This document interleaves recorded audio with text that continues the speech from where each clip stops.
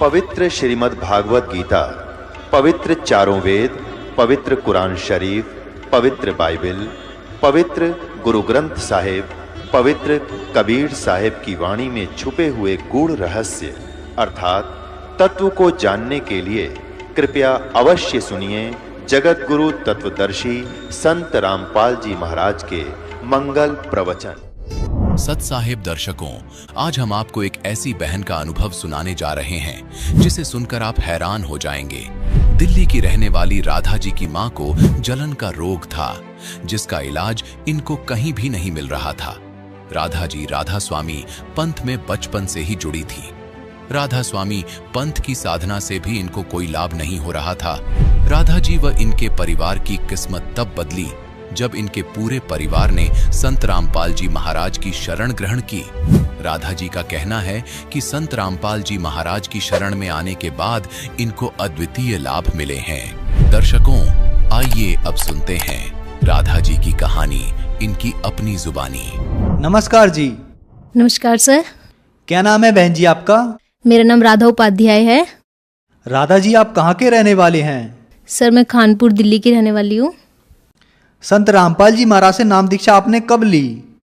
Sir, मैंने संत रामपाल जी महाराज जी से नाम दीक्षा 26 जून 2013 में ली थी। बहन जी, संत रामपाल जी महाराज से नाम दीक्षा लेने से पहले क्या आप कोई भक्ति साधना करते थे?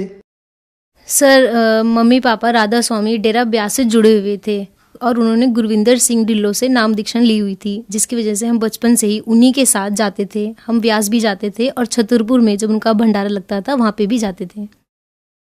तो बहन जी, आप राधा स्वामी डेरा ब्यास की भक्ति साधना अपने पेरेंट्स के साथ करते थे। बचपन से ही राधा स्वामी डेरा ब्यास के सत्संग को सुना आपने, तो जो ये भक्ति साधना आप करते थे, इनसे आपको क्या लाभ मिले? सर, जैसा कि मैंने बचपन से ही देखा है, पापा मम्मी राधा स्वामी का ही सिमरन करते थे, उन्हीं का दिया हुआ नाम जाप करते थे। उसके बावजूद हमारे घर का कलेश नहीं मिटता था। पापा को भी बहुत गुस्सा आता था और मम्मी को, जैसा कि बचपन से मैं देखती आई हूँ, मम्मी को एक जलन का रोग था, जो कि काफ़ी जगह पे जिसका इलाज कराया, मगर वो अभी तक सही नहीं हुआ था उनके नाम जाप से। और भाई, एक मेरा भाई मेरे से भी बड़ा है, जो कि उनकी बात बिल्कुल नहीं मानता था। गुस्सा, वो भी, उसे भी बहुत गुस्सा आता था। फिर आप संत रामपाल जी महाराज की शरण में कैसे आए? सर, 2012 में सबसे पहले पापा ने नाम लिया। वो एक सैगल भगत जी हैं, वो भी राधा स्वामी में थे पहले, दोनों साथ ही जाते थे। एक दिन वो, उनका LIC का काम है, तो एक दिन जब वो LIC का काम पापा जी करा रहे थे उनसे, तो उन्होंने पहले हमारे यहाँ राधा स्वामी बोलते थे जब मिलते थे, मगर उस दिन उन्होंने सत्साई बोला।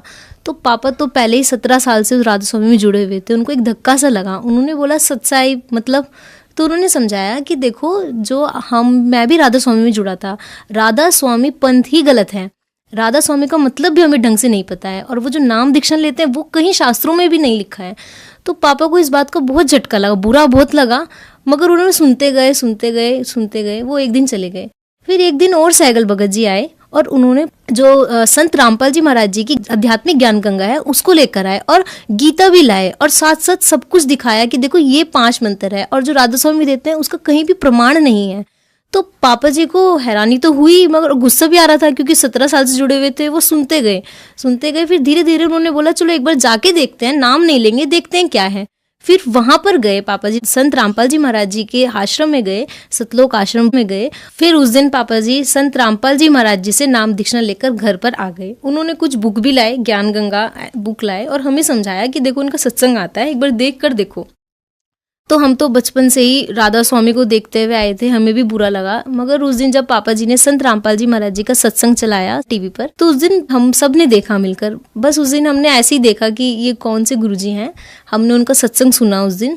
फिर ऐसे चलता गया। 1 साल बाद हम पूरे परिवार ने संत रामपाल जी महाराज जी से नाम दीक्षा ले ली। इस तरह हम उनकी शरण में आए। बहन जी, हमने संत रामपाल जी महाराज के लाखों शिष्यों से सुना है कि संत रामपाल जी महाराज से नाम दीक्षा लेने के बाद उन्हें आध्यात्मिक, शारीरिक, मानसिक अनुभव होते हैं। तो क्या आपकी फैमिली के साथ भी ऐसे कोई अनुभव हैं? जी सर, बिल्कुल है। सबसे पहले तो हमने पापा में बदलाव देखा। पापा पहले बहुत गुस्सा करते थे। संत रामपाल जी महाराज जैसे नाम दीक्षा लेने के बाद उनका गुस्सा अपने आप ही शांत हो गया। ये चीज़ मैं ही नहीं, हमारा पूरा खानदान ये बात कहता है। और सर मैंने बचपन से देखा था, मेरी मम्मी को जो जलन का रोग था, जो कहीं भी सही नहीं हो रहा था, वो एक बार संत रामपाल जी महाराज जी को दंडवत प्रणाम करके अरदास लगा कर ही सही हो गया। इससे बड़ा चमत्कार शायद मैंने कभी नहीं देखा था। उसके बाद हमारे घर की आर्थिक स्थिति बीच में थोड़ी खराब हो गई। जब मेरे पापा जी ने एक मकान बनाना स्टार्ट किया, उस टाइम पैसे नहीं थे हमारे पास, मगर पापा जी ने बस गुरुजी का नाम लिया और भक्ति करते गए जो उन्होंने दिया, और मन में अरदास की संत रामपाल जी महाराज जी से। तो वो देखते ही देखते कब एक मंजिल से दूसरी मंजिल, दूसरे मंजिल से तीसरी मंजिल के पैसे अपने आप ही बंदोबस्त होते चले गए। ये चीज़ मतलब वो मकान बनकर तैयार हो गया और हमें पता भी नहीं चला उसके पैसे कहाँ से और कब आए। उसके बाद सर मेरी अपनी पढ़ाई, सर मैं 9th में, आप मेरा रिजल्ट देखेंगे तो 9th में मेरी 70% बन रही थी और मैं पढ़ाई में भी इतनी अच्छी नहीं थी। मगर संत रामपाल जी महाराज जी से नाम दीक्षा लेने के बाद 10th में मेरा कोई ट्यूशन टीचर भी नहीं था। इनफैक्ट बस 1 महीने में कोई भैया थे मेरे, उन्होंने मुझे गाइड किया बस 1 महीने। और संत रामपाल जी महाराज जी की नाम दीक्षा से मेरी कंसंट्रेशन पावर अपना आप ही इतनी स्ट्रांग हो गई, अपना आप ही मैं अच्छे रास्ते पे आ गई, मुझे पता ही नहीं चला। और मेरी 10th में 9.2 CGPA आई। ये चीज़ मेरे लिए तो बहुत शॉकिंग थी, मुझे विश्वास भी नहीं हुआ कि ये मेरे नंबर है। सर उसके बाद मेरी 12th में मेरी 12th में मेरा डिप्रेशन था कि मैं कंप्यूटर साइंस नहीं कर सकती कभी भी, कि कब फोबिया था मुझे कंप्यूटर से। मगर संत रामपाल जी महाराज जी से एक बार मैंने दंडवत प्रणाम किया और अरदास लगाई, मालिक मैं क्या करूं, 12th में क्या लूं। तो एकदम से मुझे ऐसा लगा कि मुझे कंप्यूटर लेनी चाहिए, परमात्मा सब कुछ कर सकते हैं, तो ये तो बहुत छोटी सी बात है। उस दिन मैंने कंप्यूटर्स एप्लीकेशन चुना, CA। उसके बाद सर मेरी 12th में भी 86 सबसे हाईएस्ट मार्क्स कंप्यूटर्स में ही थे और मेरा ये फोबिया अपने आप दूर हो गया। सर इसके बाद 12th के बाद मेरी साइंस साइड थी, मगर मुझे कॉमर्स में इंटरेस्ट था बाद में, तो मैं चाहती थी कॉमर्स में जाऊं, मगर सर मुझे कॉमर्स की बिल्कुल भी नॉलेज नहीं थी। तो सर कुरुक्षेत्र यूनिवर्सिटी में 1 हफ्ते का टाइम था, वहाँ पे मुझे पता चला कि फॉर्म लास्ट है। 1 हफ्ते के टाइम में मैंने एंट्रेंस की तैयारी की, वो हुई भी नहीं सर, होएगी भी नहीं 1 हफ्ते में। सर वो एंड टाइम पे जब मैंने एग्ज़ाम दिया तो उस टाइम सत साहिब लिखा और मालिक से अरदास की, मालिक आप तो सब कुछ कर सकते हो, ये तो कुछ भी नहीं है, आप मेरे गलत आंसर भी सही कर सकते हो। और मैंने पापा जी से आके भी कहा था, पापा जी अगर मेरा इसमें एडमिशन होगा तो मेरे बलबूते पे नहीं, संत रामपाल जी महाराज जी की वजह से ही होगा, नहीं तो मेरे अंदर इतना नहीं कि मैं वो एंट्रेंस क्लियर कर दूँ। सर उसके बाद ठीक 2 दिन बाद ही वो रिजल्ट आया और ऑल ऑफ इंडिया में बस 3 ही बच्चे चुने जाने थे, बाकी सारी हरियाणा को प्रेफरेंस थी। ऑल इंडिया में टॉप पे मेरा नाम था, बहुत अच्छी रैंक के साथ था। तो सर ये तो मेरी ज़िंदगी के लिए मेरे लिए सबसे बड़ा चमत्कार था। बाकी सर आए दिन तो चमत्कार होते ही रहते हैं, बहुत होते हैं। जैसे कि सर अभी मैं BBA कर रही हूँ, BBA फाइनल ईयर में हूँ, अभी मेरी 2nd ईयर में मैंने टॉप किया है, जो कि मैं कभी सोच भी नहीं सकती थी कि BBA करते वक्त और मैं टॉप करूँगी। ये तो सर मेरे लिए तो चमत्कार ही है। बहन जी, संत रामपाल जी महाराज से नाम दीक्षा लेने के बाद आपकी फैमिली में बहुत बड़ा बदलाव आया और उसके साथ साथ आपकी माता जी की जो जलन की बीमारी थी वो भी संत रामपाल जी महाराज से नाम दीक्षा लेने के बाद ठीक हो गई। आप खुद बताती हैं कि आप पढ़ाई में बहुत ज्यादा कमजोर थी, लेकिन संत रामपाल जी महाराज से नाम दीक्षा लेने के बाद आपने एंट्रेंस भी टॉप किए और उसके अलावा आपकी जो क्लास की स्टडी थी उसमें भी आपने टॉप किया। तो जो श्रद्धालु आपको सुन रहे हैं, आप उन्हें क्या संदेश देना चाहेंगी? सर हमारी कबीर साहिब जी की एक वाणी है, मानुष जन्म दुर्लभ है, मिले न बारंबार, जैसे तरवर से पत्थर टूट गिरे, बहुर न लागे डार। सर मैं यही कहना चाहूँगी कि जिस तरह मुझे पता चला कि मानुष जन्म इम्पॉर्टेंट है, कि आप भी हमारे गुरुजी की शरण में आओ, सद्भक्ति करो, शास्त्रों का ज्ञान लो। इससे अच्छा ज्ञान तो आपको मिल ही नहीं सकता। आजकल आप एजुकेटेड हो। मेरे हाथ जोड़कर आप सबसे प्रार्थना है कि आप संत रामपाल जी महाराज जी की शरण में आओ, नाम दीक्षा लो और अपना मनुष्य जीवन को कल्याण कराओ। बहन जी, संत रामपाल जी महाराज से नाम दीक्षा कैसे ले सकते हैं? सर संत रामपाल जी महाराज जी के अनेकों चैनलों पर सत्संग आते हैं, जिसके नीचे एक पीली पट्टी आती है, उस पर कई नंबर लिखे हुए हैं। अगर आप उनको कांटेक्ट करेंगे तो वो आपके पास के नामदान स्थल का एड्रेस आपको बताएंगे और आप वहां जाकर आप संत रामपाल जी महाराज जी से नाम दीक्षा ले सकते हैं। धन्यवाद बहन जी। धन्यवाद सर। दर्शकों, अभी आपने सुने संत रामपाल जी महाराज से दीक्षा प्राप्त करके सुखी हुए भक्त के अनुभव। अब देखिए जगत गुरु तत्वदर्शी संत रामपाल जी महाराज के मंगल प्रवचन। तो परमात्मा ने कहा था तू कर ले जो तने करना है। क्या कहा था भगवान ने कि कर ले तने जो करना है। मालूम था मालिक ने दानी जान था तो बालक उसके सामने, परमात्मा को पता था कि इसके दूत जाकर जो उन्हें भौंकना है भौंक लेंगे, बकना है बक लेंगे, अपने अनुभव के ग्रंथ बना चुके होंगे और सब समाज में जा चुके होंगे। तब अपना दास भेजूंगा और सदग्रंथों का ज्ञान उनको कराऊंगा। उस समय परमात्मा ने कहा था कलयुग का 5500 वर्ष जब बीत जाएगा कलयुग, उस समय ये विज्ञान फैलाऊंगा अपने आत्माओं। ये 5505 1997 में पूरा होता कलयुग। उसके बाद ये इलेक्ट्रॉनिक मीडिया और सारे ये CD DVD ये जब चलने लगे, उससे पहले कख भी नहीं था। इसलिए परमात्मा ने कहा था कि मेरा बच्चा जब जाएगा पीछे तो सब सदग्रंथों को रूबरू करेगा और उनके काल के दूतों के बनाए हुए अनुभव उनके पास होंगे, लिखे हुए होंगे। ओरिजिनल और डुप्लीकेट नोट को दिखाएगा सामने सामने करके। मेरे बच्चे मुझे समझ जाएंगे, 1 मिनट में छोड़कर मेरे पास आ जाएंगे, उनका कल्याण होगा।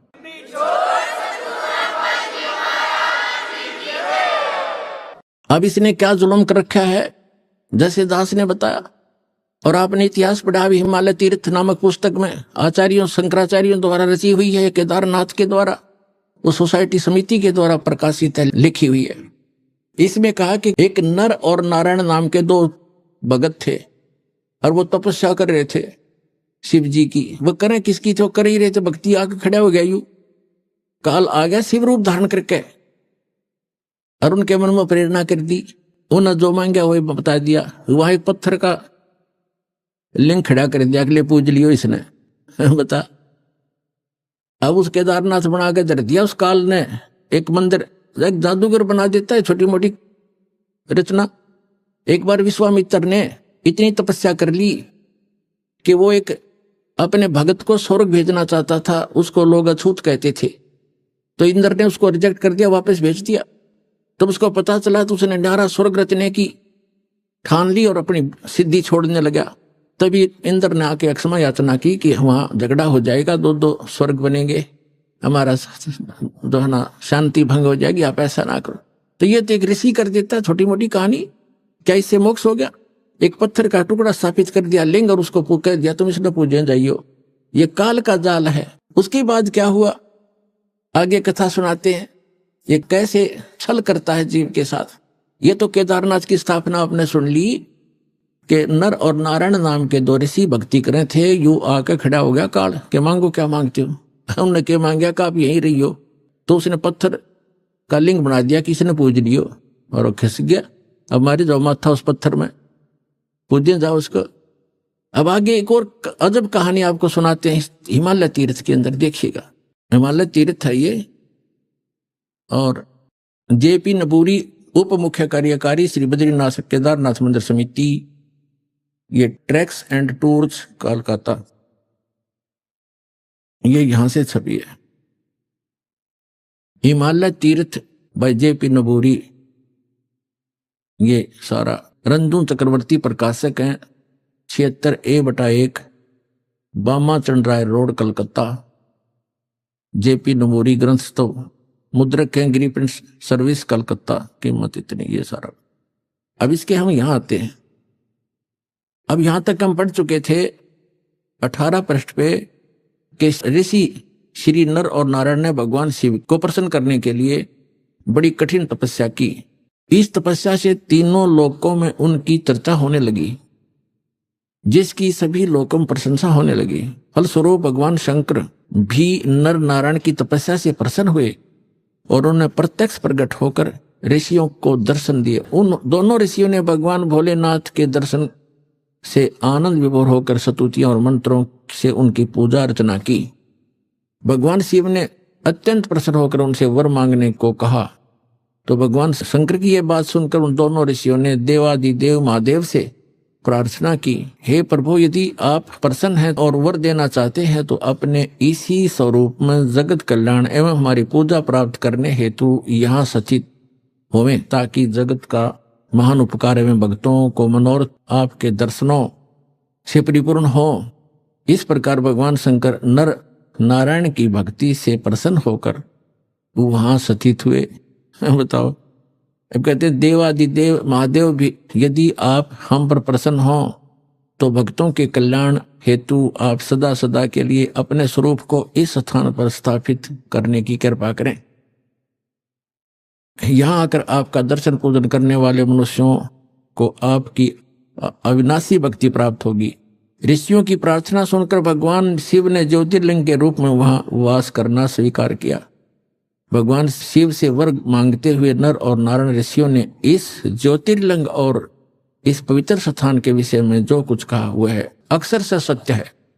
इस ज्योतिर्लिंग के दर्शन पूजन तथा यहाँ स्नान दान करने से भक्तों, अब हम 19 पृष्ठ पर आगे हिमालय तीर्थ के लौकिक फलों की प्राप्ति के साथ साथ अचल शिव भक्ति और साथ ही मोक्ष की प्राप्ति भी सहज हो जाती है। हिमालय में केदार नामक पर्वत शिखर पर प्रतिष्ठित होने के कारण यह ज्योतिर्लिंग को श्री केदारेश्वर ज्योतिर्लिंग के नाम से जाना जाता है। केदार शब्द का शाब्दिक अर्थ ऐसे स्थान से होता है जहां दलदल एवं अति मात्रा में पानी हो। अब केदार क्षेत्र में यही स्थिति है क्योंकि भगवान शंकर जलधारा प्रिय हैं। नर और नारायण ऋषियों के पश्चात अन्य ऋषि मुनि व भक्तों द्वारा यह ज्योतिर्लिंग पूजित रहा। तत्पश्चात महाभारत काल में पांडव गोत्र हत्या अर्थात महाभारत युद्ध में अपने भाई बंधुओं आदि की हत्या के पाप से मुक्ति हेतु यहाँ पर देवादिदेव महादेव की आराधना की गई।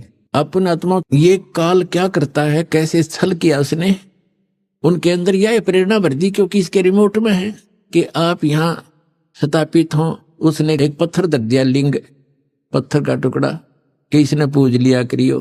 काल कह रहा मैं ऐसे भ्रमित करूंगा इन सभी को। और इसमें यह भी प्रमाण दिया है कि वहां उसके दर्शन करने जाने वालों को लौकिक भी लाभ होगा इस लोक का, और उनको मोक्ष भी सहज प्राप्ति हो जाएगी। अब ये 15-20 हजार ने तो होगी मोक्ष प्राप्ति, वो मर गए बेचारे दब के दलदल में। तो पुण्यात्मा अब भी इतने जबरदस्त ठोकर लगी है मानव के, अब भी आंखें नहीं खुलेंगी तो आपने भांग घनी पी रखी है काल की। परमात्मा कहते हैं कबीर ये माया अटपटी सब गठान अड़ी, और किस किस को समझाऊं या कुएं भांग पड़ी। अब उसके बाद क्या बताते हैं कि और भी वहां पूज्य स्थान है कि एक समय जैसे काल ने गीता ज्ञान देते समय श्री कृष्ण में प्रवेश करके कहा था कि अर्जुन तेरे दोनों हाथों में लड्डू, यदि युद्ध में मारा गया तो स्वर्ग जाएगा, और यदि युद्ध में जीत गया तो पृथ्वी का राज भोगेगा, आनंद करेगा, और तुझे कोई पाप नहीं लगेगा। मैंने सब मार रखे हैं, तू हो युद्ध के लिए खड़ा। उसको डरा धमका भयंकर रूप दिखा, तैयार कर लिया युद्ध के लिए। जब सारा महाभारत का नाश हो लिया, 18 करोड़ व्यक्ति मर गए लड़के, और फिर उस युधिष्ठिर को बुरे बुरे सोपन दिखाई देने लगे। फिर श्री कृष्ण जी के धार्मिक गुरु भी थे। दूसरे अध्याय के 7वें श्लोक में अर्जुन स्वयं स्वीकार करता, आप हमारे गुरु हो, मैं आपकी शरण हूं, हमें जो यथार्थ ज्ञान हो वही बताइएगा। जब श्री कृष्ण जी के अंदर काल नहीं था, जब दोबारा उनसे समाधान पूछने गए भाई की स्थिति क्यों होगी ऐसी, तो श्री कृष्ण जी ने बताया कि जो तुमने महाभारत में बंदूकघात किए थे, सेना मारी थी, वो दुख वो पाप तुम्हें दुखी कर रहा, उसके लिए यज्ञ करो। और वो सारा कुछ कर लिया। फिर क्या कहा, जब श्री कृष्ण जी की भी मृत्यु होगी, उसे एक तीर मार दिया था एक शिकारी ने भगवान श्री कृष्ण के पैर में। तब ये सभी पांडव वहां गए। तब श्री कृष्ण जी ने कहा कि तुम मेरे शिष्य हो और मेरे रिलेटिव भी हो, मेरी एक बात सुन लेना कि तुम सभी हिमालय में जाकर गल जाना, वहां तपस्या करना, जब तक अंत ना हो तुम्हारे शरीर का, तुम्हारे पाप नाश हो जाएंगे तो तुमने महाभारत में किए थे, बंदूकघात किया था। तब अर्जुन के मन में शंका आई कि पहले तो जब गीता ज्ञान दे रहे थे भगवान, आप कह रहे थे आपको कोई पाप नहीं लगेगा।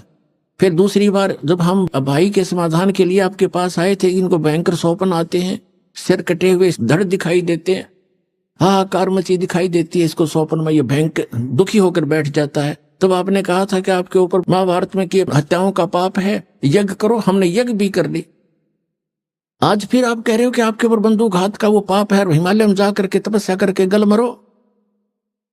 भगवान आपने ये क्या किया हमारे साथ। तब श्री कृष्ण जी ने कहा कि अर्जुन, ये सूक्ष्म वेद में लिखा है कि मुझे नहीं मालूम मैंने गीता ज्ञान दाता देते समय क्या कहा था, लेकिन अब मैं जो बता रहा हूं ये करना पड़ेगा तुमने। और कोई विकल्प नहीं। इतना कह के प्राण त्याग गए। राज को अपने पोते को देकर परीक्षित को वो सारे के सारे वहां पहुंच गए जहां दास कथा दिखाने चाहता है। परमात्मा कहते हैं सूक्ष्म वेद में कि 500 पांडव गले हिमालय और 18 सोनी खा गया काल। 18 सोनी को खा गया काल। अरे 500 पांडव गले हिमालय, वहां जाके गल में रेवत है। अरे उन खा गया काल, पाप इनके सिर पर धर दिया। और देखा कि जाके फिर इनका और नाश करवा दिया। वो क्या करवाया, अब पढ़ के सुनाता हूं। ये हिमालय तीर्थ पुस्तक, ये क्या है, ये प्रकरण पहले मौखिक सुनाऊंगा, आसानी से समझ में आएगा जो पढ़ा जाएगा। इसमें क्या कहा है कि एक समय जब ये 500 पांडव और द्रौपदी सहित वहां और कुंती सहित हिमालय में तपस्या कर रहे थे, तो क्या किया कि ये भगवान शिव आगे दूध वाली भैंस का रूप बना के, और भीम ने देखा क्या अच्छी मोटी लेवटी वाली भैंस है और दूध वाली होगी, इसने पकड़ लिया, दूध दाद पी लिया करेंगे। वो उसकी तरफ भागा तो वो काल समा गया पृथ्वी में। समाते समाते उसका बैक पोर्शन रह गया, पिछला पिछला हिस्सा। कहते बली महाबली भीम ने पकड़ लिया नो चक्कस जबरदस्त और गाड़ दिए पंजे। बोला वही रुक गया वो, फिर वो पत्थर का बन गया। आकाशवाणी हुई कि इसकी पूजा किया करो। बता, भैंस के टट्टी पेशाब के पोर्शन की पूजा ला दिए फिर वह तरह के जो। अब दिखाता हूं आपको, ये हिमालय तीर्थ पुस्तक हम पढ़ रहे हैं और यहां हम 19 पृष्ठ पर आ गए। अब इसके हम यहां पढ़ते पढ़ते आ चुके थे। इस ज्योतिर्लिंग के दर्शन पूजन तथा यहाँ स्नान दान करने से भक्तों लौकिक फलों की प्राप्ति के साथ साथ जो अचल शिव भक्ति और साथ ही मोक्ष की प्राप्ति भी सहज हो जाती है।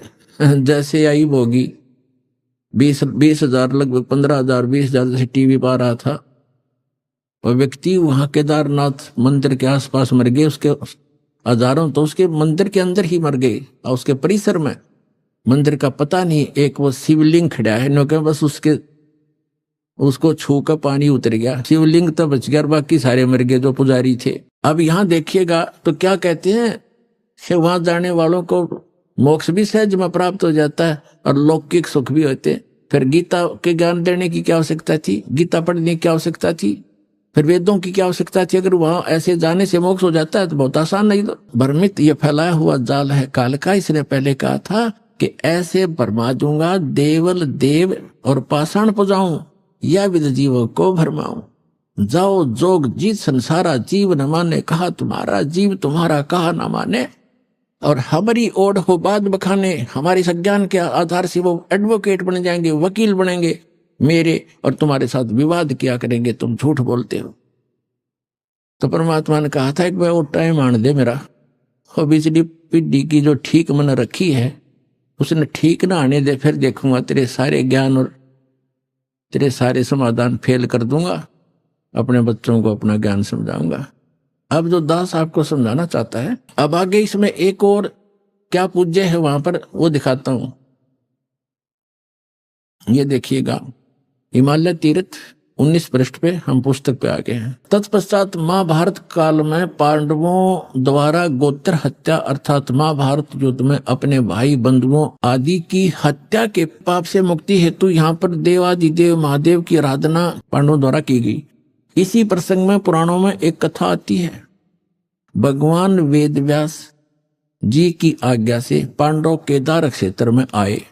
भगवान महिष यानी भैंस का रूप धारण करके केदार अंचल में घूमन फिरन लग गए, विचरण करने लगे। भीम ने भगवान शिव को मायावी महिष के रूप में पहचान लिया।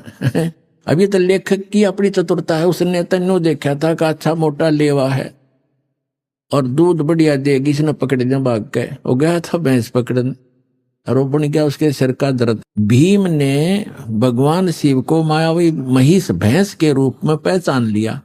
वे ऐसा जानकर भगवान शिव महिष रूप में पृथ्वी में समा ही रहे थे कि महाबली भीम ने दौड़कर उनका पिछला भाग पकड़ लिया।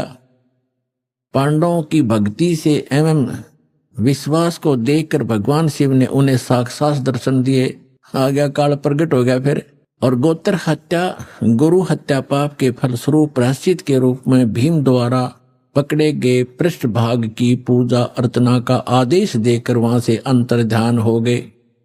पृष्ठभाग ने शिला रूप धारण किया, पत्थर बन गई फिर वो पिछला भाग जो पांडवों द्वारा पूजित हुआ वह तब से आज तक पूजित है। पुण्यात्मा देखो, अब ये है वो एक केदार उन्मत यो भी है जो भैंस की पिछला टिट्टी पेशाब का पोर्शन बाकी रह गया, वो पत्थर बन गया और काल आ गया शिव रूप धारण करके और कहा कि इसने पूजा करियो थारे सारे पाप कट जाएंगे। ये कट गए पाप, वहां हो गया नाश। ऐसा ना दुख हो रहा है दास को। अब ये केदार कैसे बने थोड़ा ये दिखाते हैं, देखिएगा। भीम द्वारा पकड़े गए पृष्ठ भाग को पूजा अर्चना का आदेश देकर वही अंतर्ध्यान हो गए। पृष्ठ भाग उस भैंस का पिछला हिस्सा टट्टी पेशाब का पोर्शन ने शिला रूप धारण किया जो पांडवों द्वारा पूजित हुआ और वह तब से आज तक पूजित है।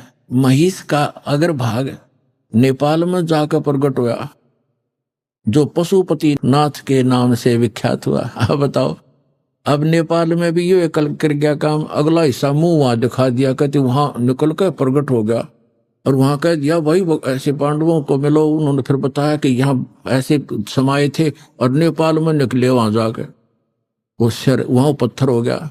अब वहां एक मंदिर बन गया पशुपति नाथ का, वहां लग गए पूजा करने। कोई बात, एक काल का फैलाया जाल है सारा। नेपाल के अंदर जो जाते हैं श्रद्धालु पूजने के लिए, ये भी वही काल का जाल है। आगे देखो, वो पशुपति नाथ से विख्यात हुआ नेपाल में। फिर क्या बताते हैं, भैंस के अन्य 4 भाग क्रम से तुंगनाथ में बाहु, रुद्रनाथ में मुख और मध्य महेश्वर में नाभि, कल्पेश्वर में जटा। इस प्रकार केदारनाथ को छोड़कर महेश रूपी यानी भैंस रूपी भगवान शंकर के अन्य 4 भाग केदार क्षेत्र में प्रतिष्ठित हुए। केदारनाथ सहित ये स्थान 5 केदार नाम से विख्यात हुए। ओए होए होए, ये पर भी लेन जात है दुनिया, हमरा ज्ञान किने ना सुनिया। पुण्यात्माओं, इस काल के जाल को समझो और इस सतलोक आश्रम और अपना कल्याण करवाओ। इस पृथ्वी पर यदि एकमात्र स्थान है परमात्मा कबीर जी द्वारा चलाया हुआ यथार्थ ज्ञान है अपने बच्चों के लिए, इसको पहचानो। और पुण्यात्माओं, उस परमात्मा ने आकर यह ज्ञान दिया था। 600 वर्ष पहले परमात्मा बताया करते थे और क्या कहा करते थे, धर्मदास ये जग बोरा ना, कोई न जाने पद निर्वाणा। ये पूरा विश्व भ्रमित है और किसी को भी मोक्ष मार्ग का ज्ञान नहीं। यही कारण मैं कथा पसारा, जग से कोई एक राम नियारा। यही कथा तुम जग जीव सुनाओ, सब जीवों का भरम नसाओ। अब मैं तुमसे कहूं चताई, तेरे देवन की उत्पत्ति भाई। ज्ञानी सुने सो हृदय लगाई, मूर्ख सुने तो गम नहीं पाई। परमात्मा कहता है कि मैं जो कथा तुम्हें सुना रहा हूं तो लिख रहा है, लिखते जाना, सुनते भी रहना और इस कथा को तू आगे संसार में बताना और सब जीवों के भ्रम का नाश करना। तो पुण्यात्मा, सौभाग्य आपका, आप जी को परमात्मा का ये मार्ग उस समय में मिल रहा है जो परमात्मा ने ये प्रकट करना था। और धन्य है आपके माता पिता जिससे आपका जन्म हुआ। वो माता पिता आपको अपने बच्चों को यहाँ लेकर आते हैं, ये आपके सच्चे माता पिता हैं। और आज जो आप अपने बच्चों को, माता पिता को, भाई बहनों को कितना प्यार करते हो, तो ये प्यार तो आपका रह नहीं सकता यदि उस गलत साधना में लगे रहे। तो इस साधना से आप सत भक्ति करोगे और भले ही आप धीरे धीरे यहाँ से चलते जाओगे, शरीर छोड़ छोड़ जाओगे, तो सतलोक में पहुंचोगे। वहां जाकर के जैसे परिवार आपका यहाँ बन गया, ऐसे धीरे धीरे ऐसे ही वहां बन जाएगा। और फिर वो इतने बच्चे प्यारे लगा करेंगे, इससे भी अच्छे लगेंगे। वहां इतना सुंदर शरीर होगा, अच्छा व्यवहार होगा, शिष्टाचार न्यारा है, वहां कोई किसी चीज का भाव नहीं। अब तो कितना ही प्यारा बेटा और बेटी हो, बेटी को तो पिता ब्याह के पढ़ाई करके छोड़ेगा क्योंकि यहाँ का नियम है, फिर अपनी कहा हुई। और बेटा कितना ही प्यारा है, जब वो युवा हो जाएगा उसको कहेगा बेटा अपना काम कर। जब वो काम नहीं करेगा तो दुश्मन दिखाई देगा, क्यों कर कभी ना खाता, तो प्यार भी रुड़ता फिर अपना। और 6 महीने बालक बीमार हो जा, 1 वर्ष बेटा बीमार हो जा, बेटी हो जा, माता पिता खुद कहने लग जाते हैं भगवान इसकी माटी संगवा ले, घना दुखी हो गए हो। दुखी तो वो खुद होते हैं पर कहना पड़ता है ना, यो घना दुखी हो रहा है। इसी प्रकार माता पिता 6 महीने दुखी हो जा, दरंग मार जा, टट्टी पेशाब दौड़ना पड़ जा, पुत्र वो दूर बेटा तो जल्दी हाथ खड़े कराया करे। तो यो प्यार यहाँ का नकली है भाई, सथाई नहीं है। ठीक है, ममता और ये शिष्टाचार यहाँ भी हमने बनाए रखना पड़ेगा। और इस भक्ति से फिर आपको ऐसे अटैक नहीं होंगे। अधरंग पैरालिसिस भी हमने देखा, यहाँ नाम लेने के बाद कईयों का क्रम अड़ गया, पैरालिसिस हो गया और तीसरे दिन चालन लग गए। बताओ, वो दुख भी टाल दिया भगवान ने। तो ये ऐसे सुख देगा, आप यहाँ भी सुखी रहोगे और सतलोक में सदा अमर स्थान पाओगे। परमात्मा कहते हैं, गरीबदास जी ने कहा कि सतगुरु आए दया करी, ऐसे दीन दयाले, बंदी छोड़ वृत्तास का, जठरग्नि प्रतिपाले। अमर करूं, खुद कहते हैं भगवान, अमर करूं सतलोक ले जाऊं, तात बंदी छोड़ कहाऊं। बंदी छोड़ हमारा नामम, अजर अमर हमरा अस्थिर ठामम। हमारा अजर अमर स्थान है। ए स्वामी सृष्टा में सृष्टि हमार तीर, दास गरीब अदर रहूं, अवगत सत कबीर। भजन करो उस रब को, जो दाता है कुल सबे का। उस परमात्मा की भक्ति करो पुण्यात्माओं, और समझा है तो सिर धर पाओ, बहुर नहीं रे ऐसा दाव। बोलो सतगुरुदेव।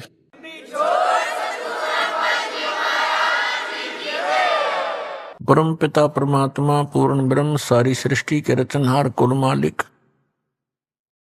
कबीर देव, कबीर साहेब, अल्लाह अकबर,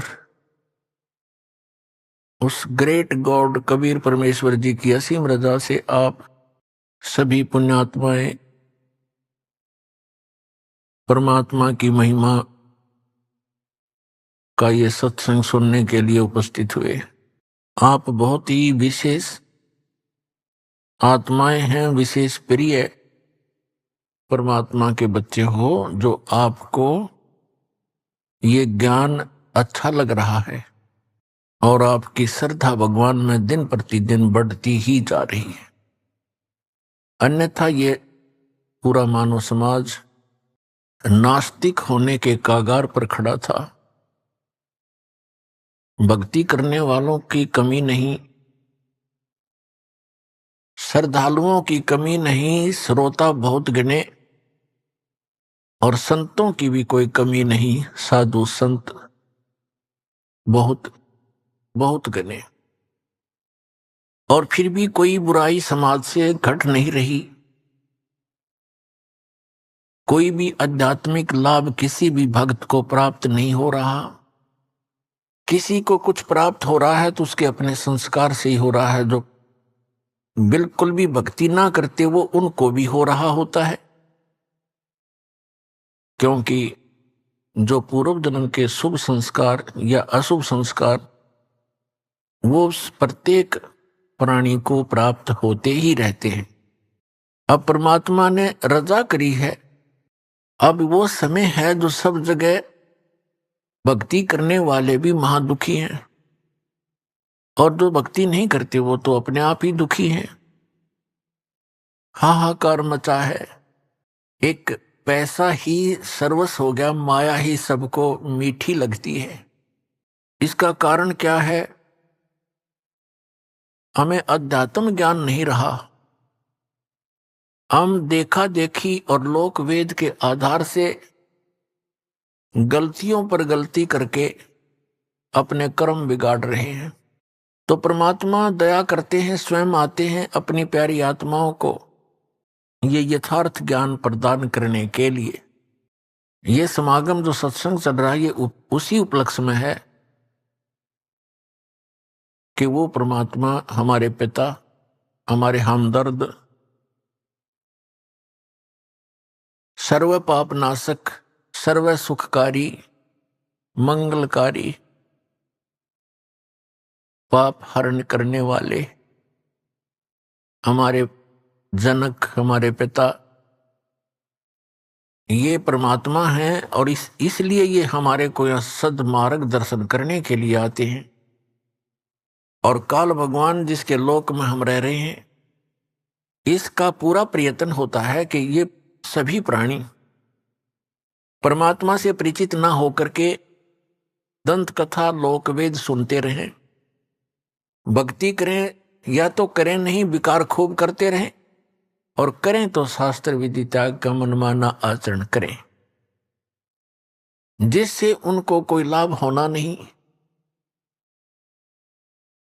और कुछ दिनों में उनकी आस्था भगवान से अपने आप हट जाती है।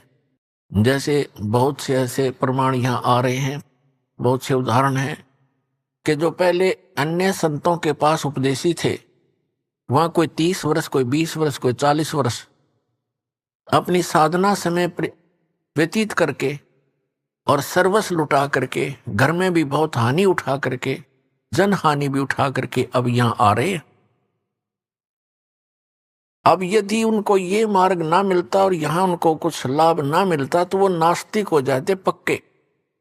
और काल यही चाहता है कि ये ऐसी भक्ति करें जिससे इनको कोई आध्यात्मिक लाभ ना हो, यानी परमात्मा की तरफ से कोई लाभ इनको महसूस ना हो, और ये कुछ दिनों में भक्ति साधना त्याग दे और मेरे जाल में फंसे ही रहे। और वो परमात्मा का प्रयत्न होता है कि मेरी आत्माओं में परमात्मा की चाह, उसकी कसक और उसके गुण समाये रहे। और वो कब तक? इस बीचली पीढ़ी तक, जो सन 1997 में 5505 वर्ष कलयुग बीत चुका है। यहां तक परमात्मा ने आपको ये भक्ति की आस्था बना के, भगवान में आपकी आस्था बनाए रखकर इस समय तक लाना था। इसलिए वो परमात्मा चारों युगों में आते हैं। क्या बताते हैं? सतयुग में सत सुकृत कह टेरा, त्रेता नाम मुनींदर मेरा, द्वापर में करुणा में कहाया, कलयुग नाम कबीर धराया। चारों युग में मेरे संत पुकारे, कूक कहा हम हेल रे, हीरे माणक मोती बरसे, ये जग चुगता डेल रे। परमात्मा कबीर साहब जो सत्य पुरुष हैं, सारी सृष्टि के रचनहार हैं, ये वही परमात्मा हैं जो बनारस नगरी में, काशी शहर में सन 1398 संवत 1455 ज्येष्ठ सुदी पूर्णमासी को सुबह ब्रह्म मुहूर्त में सतलोक से चलकर आए थे। लहर तारा नामक सरोवर में कमल के फूल के ऊपर आकर नवजात शिशु का रूप धारण करके विराजमान हुए थे। वहां से नीरू नीमा नाम के जो दुल्हा दंपति थे, पति पत्नी थे, वो निसंतान थे और उनको उठाकर घर ले गए। परमात्मा की परवरिश की लीला कंवारी गायों से हुई, कबीर सागर में प्रमाण है। और वेद भी यही बताते हैं। ऋग्वेद मंडल नंबर 9 सूक्त 1 मंत्र 9 में यही प्रमाण है कि वो परमात्मा से स्वरूप धार कर जब आते हैं, वो लीला करते हैं, उसमें उनके परवरिश की लीला कंवारी गायों द्वारा होती है। तो ये परमात्मा वही हैं जो सारी सृष्टि के रचनहार हैं, जिसका सब सदग्रंथ गुणगान करते हैं। और आंखों देखा जिन महापुरुषों ने, उन्होंने भी इसी परमेश्वर कबीर जी की महिमा का ही गुणगान किया। और ये वही परमात्मा है, सारी सृष्टि का रचनहार है। इसके विषय में जिन महापुरुषों को परमात्मा प्राप्त हुए, जिन्होंने परमात्मा का वो निज धाम देखा, लोक देखा, सतलोक देखा, जहां हम सभी रहा करते थे, उन्होंने फिर अपनी अमृत वाणी में बोला और बताया, हम सुल्तानी नानक तारे दादू को उपदेश दिया, जात जुलाहा भेद न पाया, ये काशी में कबीर हुआ। अनंत कोटि ब्रह्मांड का एक रति नहीं भार, सतगुरु पुरुष कबीर हैं कुल के सिरजनहार। सतयुग में सत सुकृत कै टेरा, त्रेता नाम मुनिंदर मेरा। सतयुग में परमात्मा सतसुकृत नाम से आए, ऐसे ही एक कमल के फूल के ऊपर सरोवर के अंदर विराजमान हुए नवजात शिशु बना करके। वहां से एक विद्याधर नाम के ब्राह्मण और उनकी पत्नी दीपिका, वो निसंतान थे, परमात्मा को घर ले गए और कुंवारी गायों से उनकी परवरिश हुई। 5 वर्ष की आयु में मनु जैसे जो विद्वान प्रसिद्ध हो रहे थे, पाक रहे थे, उनके छक्के छुड़ा दिए। जुबान नहीं छोड़ी उनके मुख में, और एक ही प्रश्न परमात्मा किया करते थे, कौन ब्रह्मा का पिता है, कौन विष्णु की मां, शंकर का दादा कौन है, ऋषि जी मोहे बता। उनके पास कोई उत्तर नहीं था। उल्टा परमात्मा के साथ ही वो बेहुदा व्यवहार करने लग जाते थे। ये झूठा है, ये कपटी है, ये पता नहीं किस जाति का है। वहां पर एक पढ़ा मिला था, विद्याधर के घर आ गया, ब्राह्मण के घर। ये ऐसी ऐसी नीच बातें वो परमात्मा के लिए बोलने लगे, विषय बदल दिया करते थे। इसी प्रकार परमात्मा त्रेता युग में मुनिंदर नाम से प्रसिद्ध हुए। उस समय वही आत्मा जो विद्याधर और दीपिका वाली थी, वो दोनों त्रेता युग में फिर ब्राह्मण कुल में ही उनका जन्म था। दोनों का संयोग होया। उनके नाम थे वेद विज ब्राह्मण पंडित, और सूर्या नाम की उसकी पत्नी जो दीपिका थी, वो सूर्य नाम से जन्मी, पुनर्जन्म हुआ। ऐसे ही वो निसंतान थे। परमात्मा फिर उनको ऐसे ही सरोवर के ऊपर कमल के फूल पर सुबह सुबह मिले, वो उठा करके घर ले गए। उस समय परमात्मा ने उन ऋषि महर्षियों को सबको निरुत्तर कर दिया। सभी परमात्मा के साथ अच्छा व्यवहार नहीं करते थे और उनको ऐसे ही उलाहने दिया करते, ताने लगाते थे, व्यंग कसते थे कि ना जाने तो किस जाति का है, वेद बीज को कहाँ पड़ा मिला था। जब त्रेता युग में परमात्मा आए हुए थे, उस समय की एक कथा सुनाते हैं, परमेश्वर की सुप्रसिद्ध है। एक भक्त ने प्रश्न किया था, जब दास गांव गांव में घर घर में सत्संग करने जाता था, उसने सत्संग सुनने से पहले कहा, जी मैं रामायण को बहुत अच्छी तरह पढ़ता हूं और गहनता से उसका अध्ययन करता हूं। मुझे 1-2 प्रश्न ऐसे खटक रहे हैं जिनका मुझे किसी भी मंडलेश्वर के पास, किसी भी संत ऋषि आचार्य शंकराचार्य संत महात्मा के पास उसका उत्तर नहीं मिल पा रहा। उत्तर वो देते हैं अपने ढंग से, पर मेरी संतुष्टि नहीं होती। मैंने कहा, बोलो भाई बताओ क्या प्रश्न है आपका। उन्होंने कहा कि रामायण के अंदर मंदोदरी जो रावण की पत्नी और विभीषण, उनकी ऐसी वाणी है रामायण के अंदर, उन्होंने जो विचार व्यक्त किए हैं, उस राक्षस नगरी के अंदर ऐसे शुभ विचारों के ये आत्मा कहां से आ गई, इनको ये ज्ञान कहां से प्राप्त हुआ।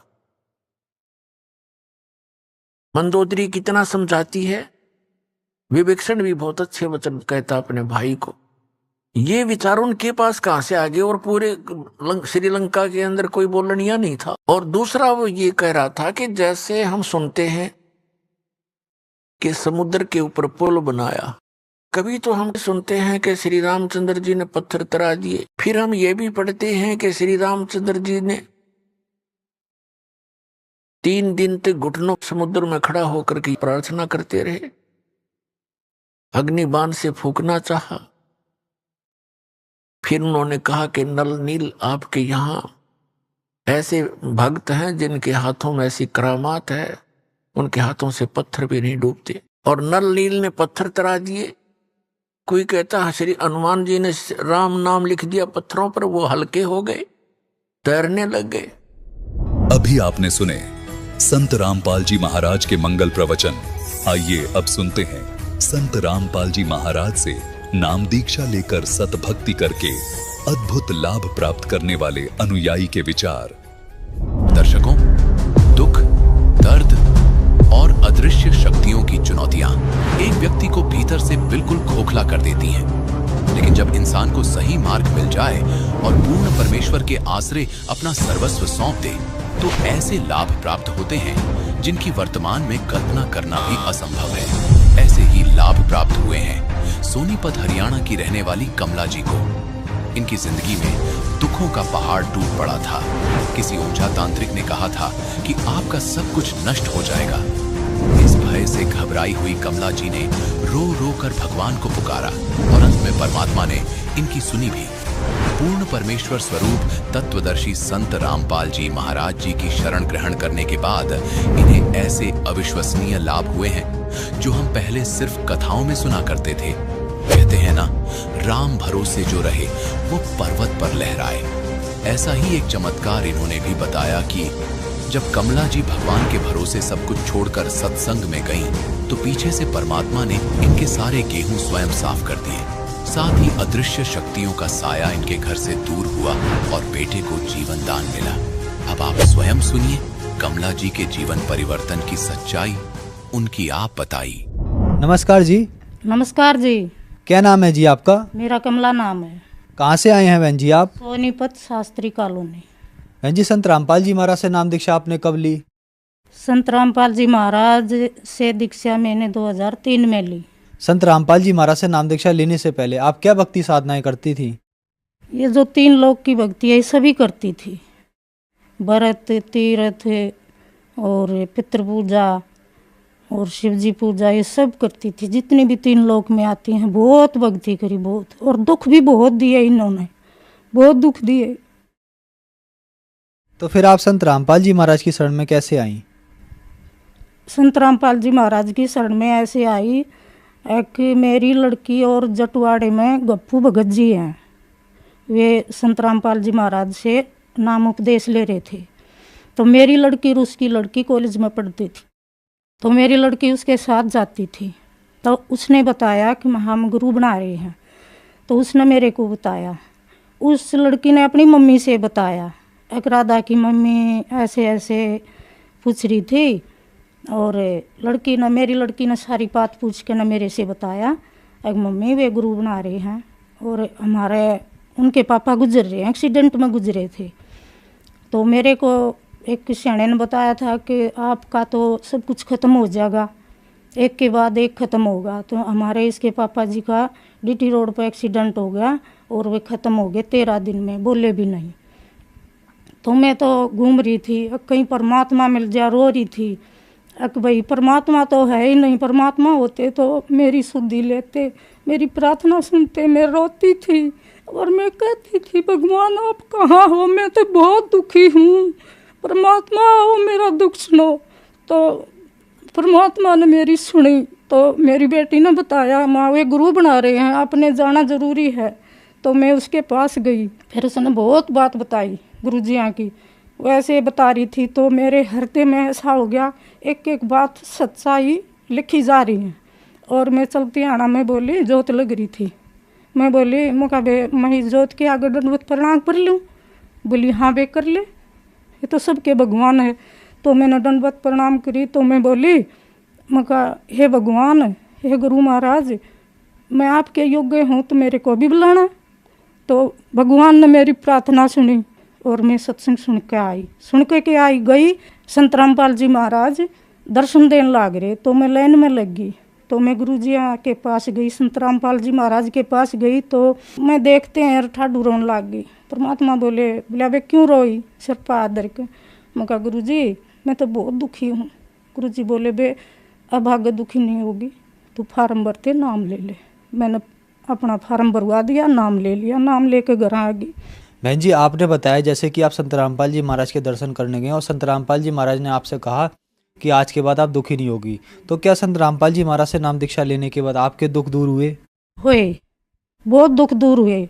एक तो शुरू में तो हुआ कि मेरे कलेजे में मतलब तेजाब सी बनती थी लीवर में, बहुत डॉक्टरों के पास घूम ली और कोई आराम नहीं हुआ। दवाई खाती इतना आराम रहता, फिर ऐसे ही हो जाता।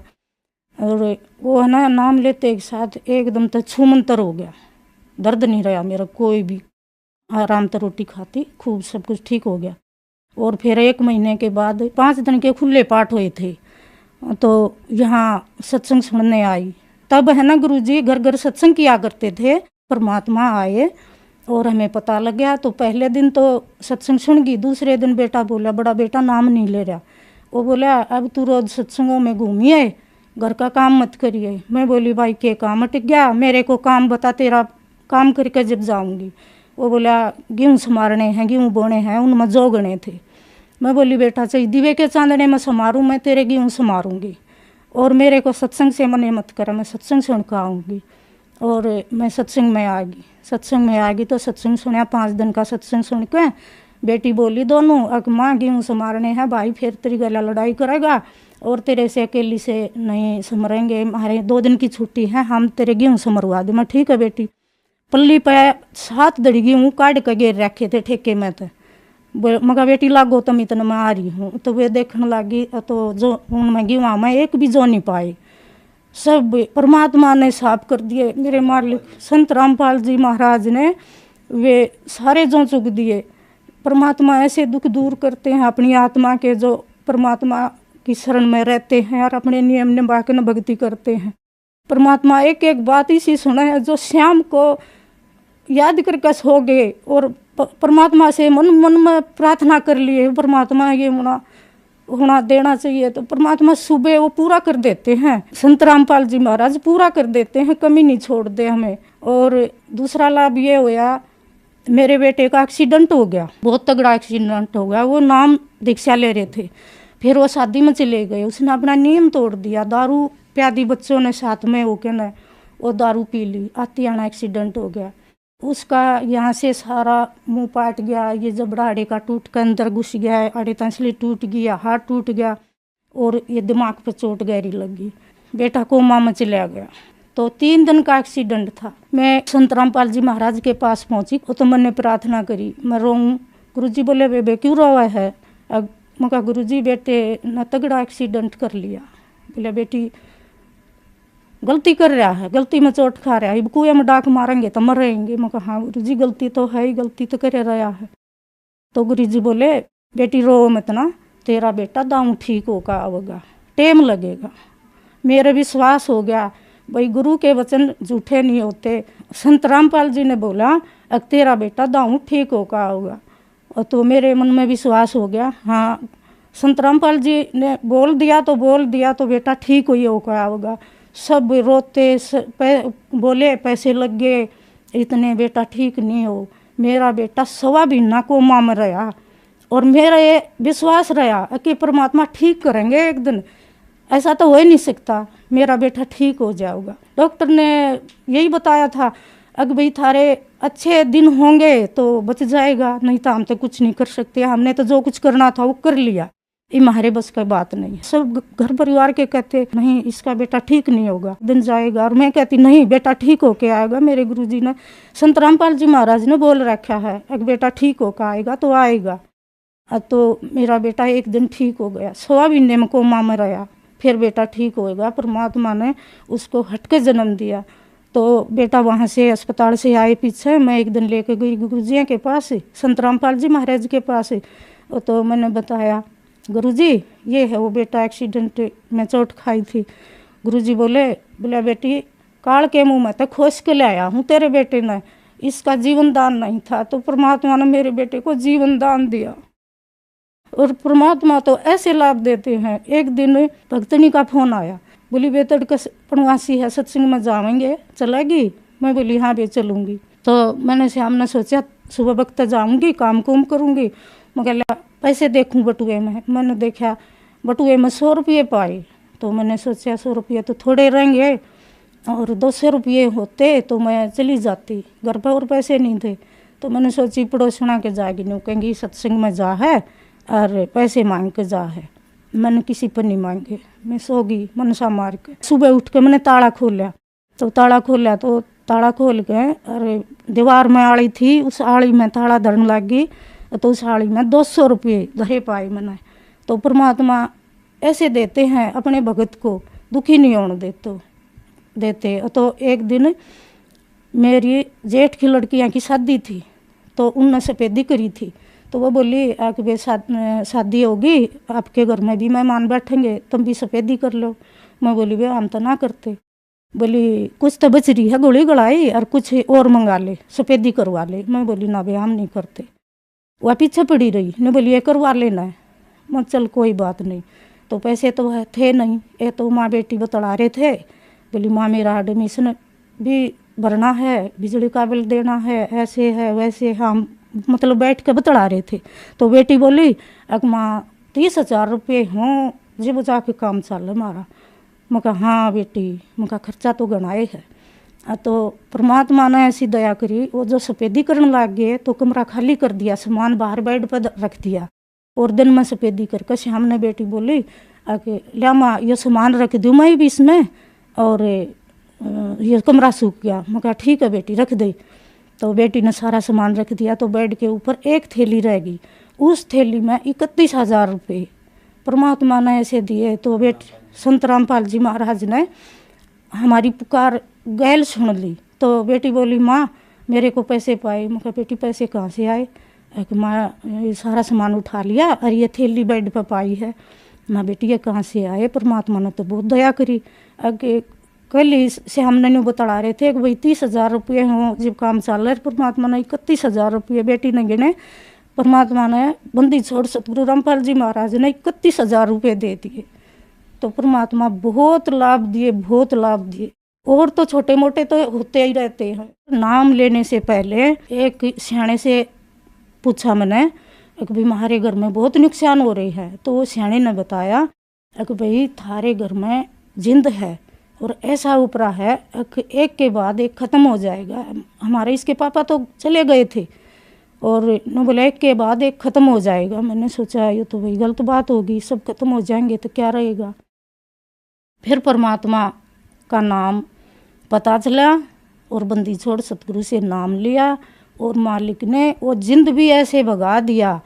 और बेटे का एक्सीडेंट होया, एक बेटे से जीवन दान दिया और एक बेटे का एक्सीडेंट होया, उसको भी परमात्मा ने ऐसे बचाया। 5 जने बैठे थे गाड़ी में और गाड़ी ने 2 पथले खाए और किसी के भी चोट नहीं लगी, किसी को भी। वो तो नाम भी नहीं ले रहा था।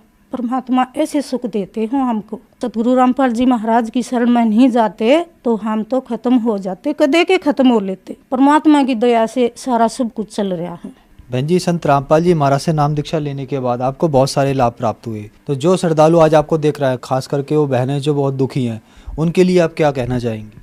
उनके लिए कहना चाहती हूँ, हाथ जोड़ के प्रार्थना करती हूँ, हे बहन माता सब आओ, बहन भाइयों और माता पिता सब आओ और संत रामपाल जी महाराज की शरण में आओ। ये तो हम भरम में बुला रखे हैं। 3 लोग की भक्ति में ऐसे बांट दिए कि कभी पत्थर पूज रहे हैं, कभी देवता पूज रहे हैं, कभी कुछ पूज रहे हैं और इतने दुखी हो गए, इतने बिरान माटी होगी मारी।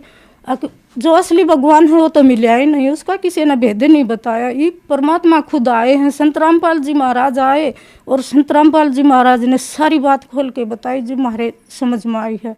ए बहनों दुखी मत हो, अब दुखी होने का टाइम नहीं है। पूर्ण परमात्मा संत रामपाल जी महाराज आए हुए हैं, अब हमें सारे दुख दूर करेंगे।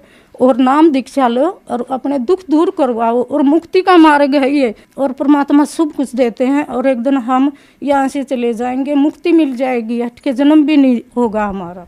बहन जी, संत रामपाल जी महाराज से कैसे जुड़ सकते हैं? संत रामपाल जी महाराज से टीवी में चैनलों पे और पीली पट्टी आती है, उस पर सारा पता दे रखा है और फोन नंबर भी है। और जो गीता तेरा ज्ञान अमृत और ज्ञान गंगा, उसमें सारा पता है और उसमें देखो, पढ़ो और समझो और नाम दीक्षा लो और अपना उद्धार कराओ। धन्यवाद जी। सच्चा है।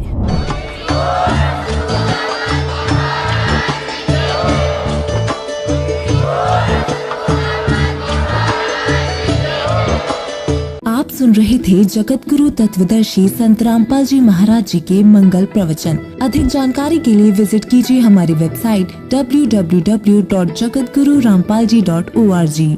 संत रामपाल जी महाराज जी के शुभ आशीर्वाद से पूरे विश्व भर में 500 से भी ज्यादा नाम दीक्षा केंद्र हैं, जिन पर संत रामपाल जी महाराज जी द्वारा ऑनलाइन निशुल्क नाम दीक्षा दी जा रही है। अपने नजदीकी नाम दीक्षा केंद्र का पता करने के लिए संपर्क करें 8222880541।